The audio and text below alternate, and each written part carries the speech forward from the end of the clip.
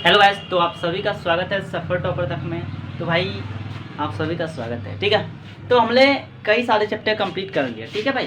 तो जैसे हम लोगों ने फर्स्ट चैप्टर कंप्लीट किया कविता का, फिर दूसरा चैप्टर हमने कंप्लीट किया, फिर तीसरा चैप्टर कंप्लीट किया, फिर आज बारी है चौथे चैप्टर की, ठीक है। तो चौथा चैप्टर का नाम क्या है भाई? तो चौथा चैप्टर का नाम है आपका स्वदेशी। क्या नाम है भाई?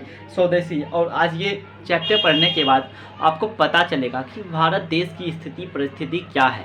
और इसके लेखक जो हैं, स्वदेशी के लेखक हैं कौन है? बद्री नारायण, ठीक है। बद्री नारायण चौधरी, जिसको हम लोग शॉर्ट में नाम है, उनका दूसरा उपनाम है प्रेमघन। क्या नाम है? प्रेमघन। इनके लेखक प्रेमघन है। और इस माध्यम से, इस कविता के माध्यम से बताना चाहते हैं कि भारत की स्थिति जो है कैसे धीरे धीरे धीरे धीरे बदलते जा रहा है, ठीक है। तो चलिए सबसे पहले देखते हैं हम लोग लेखक परिचय। आइए। तो कहते हैं इनका लेखक का नाम, जो नाम है स्वदेशी चैप्टर का जो लेखक का नाम है बद्री नारायण चौधरी, और शॉर्ट में इनका नाम क्या है? प्रेमघन जी, ठीक है। शॉर्ट नाम क्या है? प्रेमघन जी। पूछेगा स्वदेशी के लेखक कौन है? प्रेमघन। आगे आइए, कहते हैं लेखक परिचय पे हम लोग चलते हैं, ठीक है। लेखक परिचय पे करते हैं, कहते हैं कि भारतेंदु युग के प्रमुख कवि कौन है? याद रखिएगा, प्रेमघन जी। भारतेंदु युग के प्रमुख कवि किन्हें कहा जाता है? तो प्रेमघन जी को कहा जाता है। नेक्स्ट आइए, पूछेगा इनका जन्म कब हुआ था? याद रखना है 11 के पहाड़ा में 55 आता है, फिर बाद में 22 आता है, ठीक है।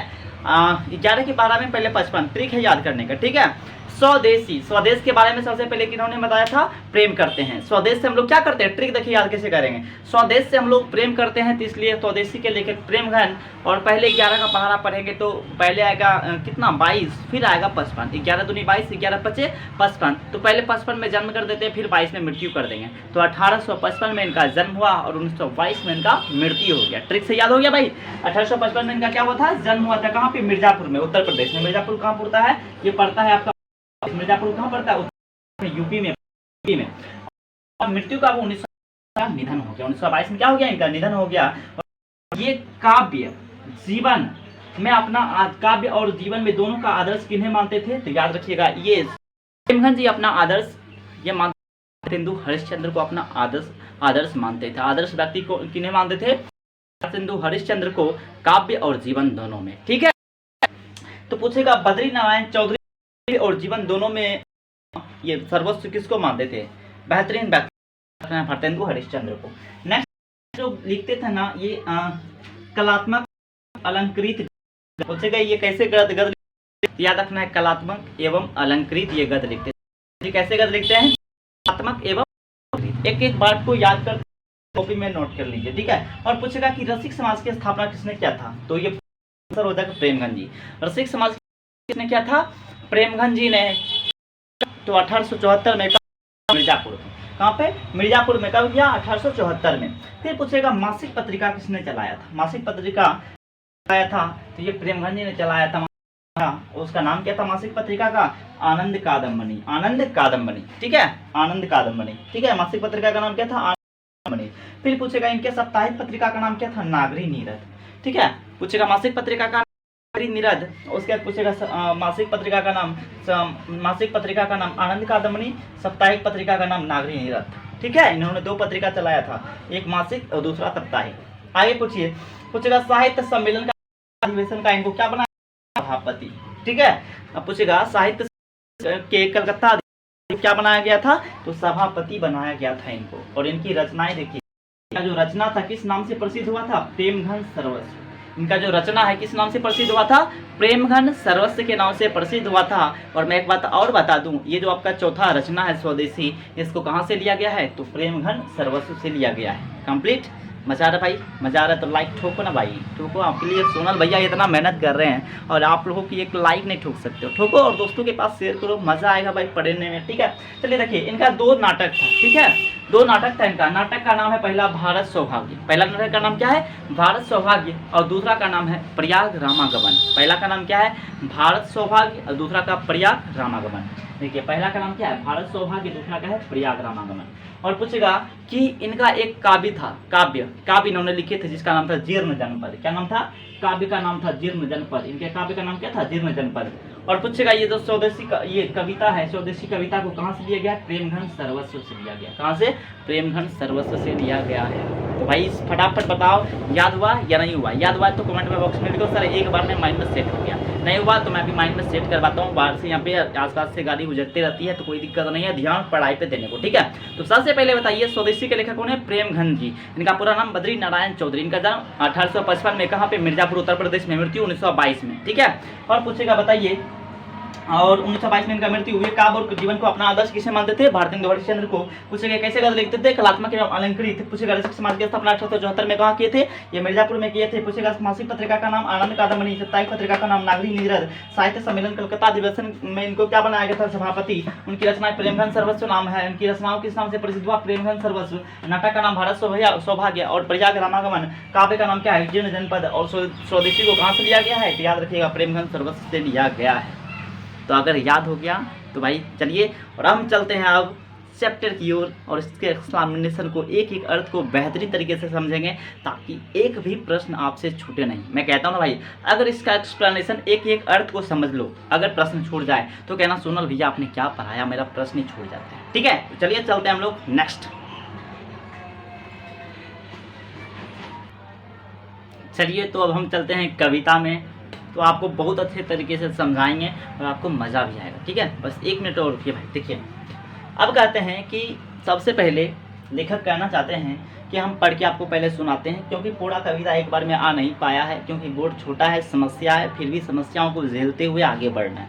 तो पहले आधे कविता मैं यहाँ लिख दिया हूँ, आधे एक्सप्लेन करके हिंदी समझाऊंगा, फिर नेक्स्ट में लिख दूंगा, ठीक है। फिर समझाऊंगा और आपका चैप्टर द एंड हो जाएगा, ठीक है। चलिए तो कहते हैं, सब विदेशी वस्तु नर गति रति रीत लखात, भारतीयता कछुनाव भारत मदर साथ, मनुज भारती देखी कहूँ सकत नहीं पहचान, मुसलमान हिंदू की धोखे ये है क्रिस्तान, पढ़ी विद्या परदेश की बुद्धि विदेशी पाई, चाल चलन परदेश की गई है अति भाई, ठठे विदेशी ठाठ सब बनियो देश विदेश, सपने हूँ जिसमें ना कहूँ भारतीयता लेस, बोली सकत हिंदी नहीं अब मिल हिंदू लोग, अंग्रेजी भाखन करत अंग्रेजी उपभोग।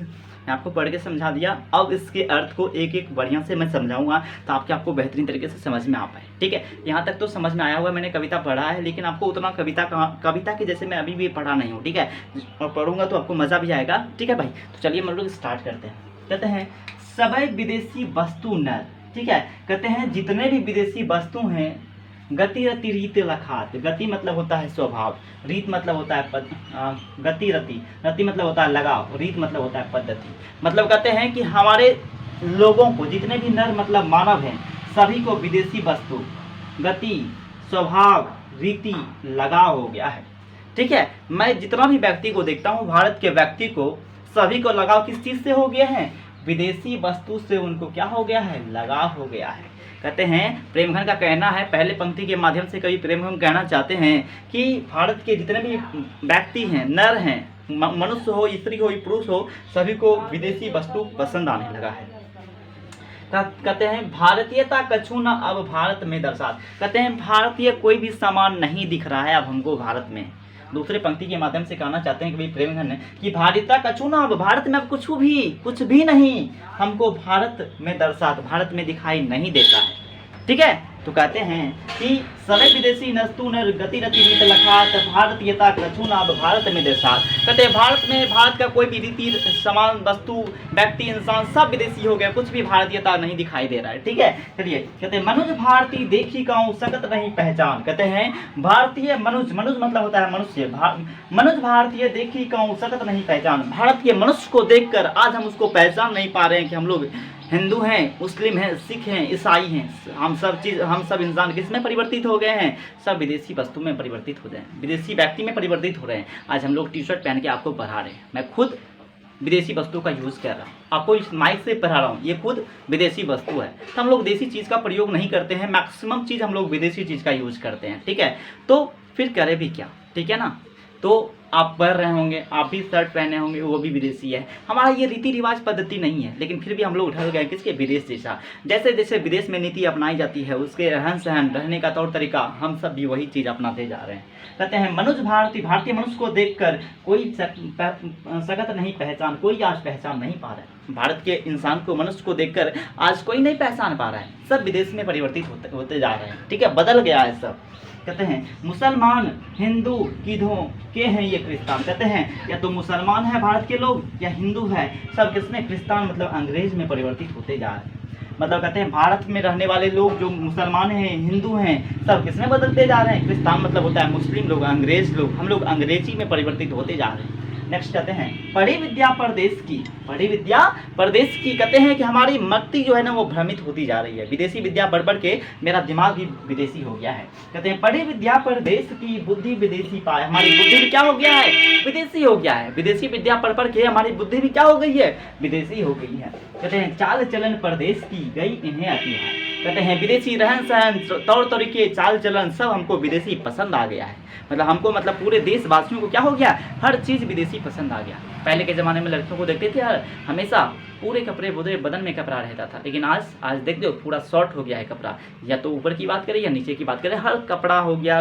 या कोई जेंट्स होता था तो एकदम एकदम पूरा बांह का शर्ट पहनता था और नीचे फुल पैंट पहनता था, या धोती कुर्ता में रहते थे हमेशा, पगड़ी बांधे हुए। लेकिन आज पूरी रीति पद्धति क्या हो गया, सब का सब खत्म हो चुका है भाई, सब चीज़ बदलते जा रहा है। पहले हमारे यहाँ के नेता सब धोती कुर्ता पहनते थे, लेकिन आज क्या परिवर्तित होते, वो भी आज क्या पहन रहे हैं, पैजामा पहन रहे हैं। हर चीज़ बदल, चाल चलन भी हमको भाने लगा है, सब विदेशी भाने लगा है। कहते हैं ठठे विदेशी ठाठ सब बनियो देश विदेश। कहते हैं जितने भी विदेशी ठाठ है सब बनियो देश, सब देश क्या बन गया है, बन गया है।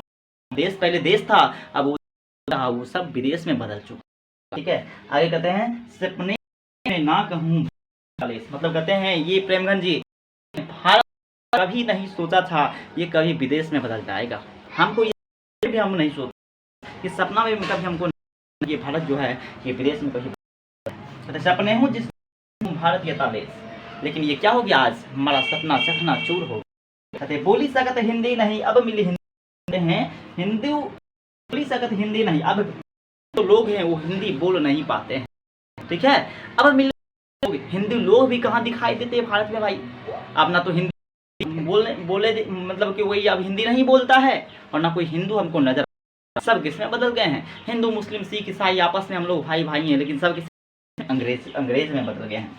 अंग्रेजी भाखन करत, मतलब अंग्रेजी हमेशा बोलते हैं, आई डोंट नो हाई, कुछ अंग्रेजी में बोलते रहते हैं हम लोग। ठीक है, जो नहीं बोलना चाहिए, हम लोग को जो देसी भाषा है उसको करना चाहिए।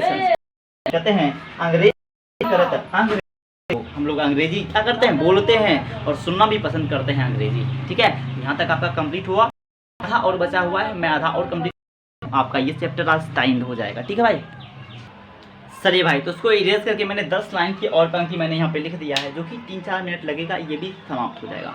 आपका एक चैप्टर से आज निपटारा होने वाला है, और आपको 15 मिनट का ये वीडियो आपके लिए जीवन को बदल देने वाला वीडियो होगा। एक बार देख लो ना भाई, दोबारा देखने की कोई ज़रूरत ही नहीं। ठीक है, तो चलिए हम लोग पहले पढ़ते हैं कविता के धुन में, उसके बाद एक एक अर्थ को आपको समझाएं। कहते हैं अंग्रेजी वाहन वसन वेश रीति और नीति, अंग्रेजी रुचि गृह सकल वस्तु देश विपरीत, हिंदुस्तानी नाम सुनी अब ये सकुच लजात, भारतीयता सब वस्तु ही सो ये हाय घिनात, देश नगर बानक बनो सब अंग्रेजी चाल, हाटन में देखूं भरा सब अंग्रेजी माल। हाटन में जाते हैं तो सब अंग्रेजी माल दिखते हैं। ठीक है भाई, कहते हैं हाटन में देखूं भरा सब अंग्रेजी माल। चलिए अब कहते हैं ये नेतावन लोग के ऊपर ये 2-3 लाइन बताया गया है कि नेता लोग के कैसे कैसे क्या उपेक्षाएं होती हैं, उनके बारे में बताता हूँ। कहते हैं जिन सो संभल सकत नहीं, तन की धोती ढेली ढाली, देश प्रबंध करेंगे वो यह कैसी खाम ख्याली। कहते हैं दास वृत्ति की चाह चहूँ, देसी चारहूँ बरन बढ़ाली, करत खुशामत झूठ प्रशंसा, अम्मा न हूँ बने डफाली। चलिए तो मैं इसके अर्थ को आपको समझाता हूँ, और इसके अर्थ को समझ के आपको मन ही मन तो हंसी भी आएगी, लेकिन एक बार ये लगेगा कि भाई हमारा जो पुराना रीति रिवाज पद्धति, ठीक है ना, हर चीज़, हमारा इतिहास, हर चीज़ क्या धीरे धीरे समाप्त होने के कगार पे है।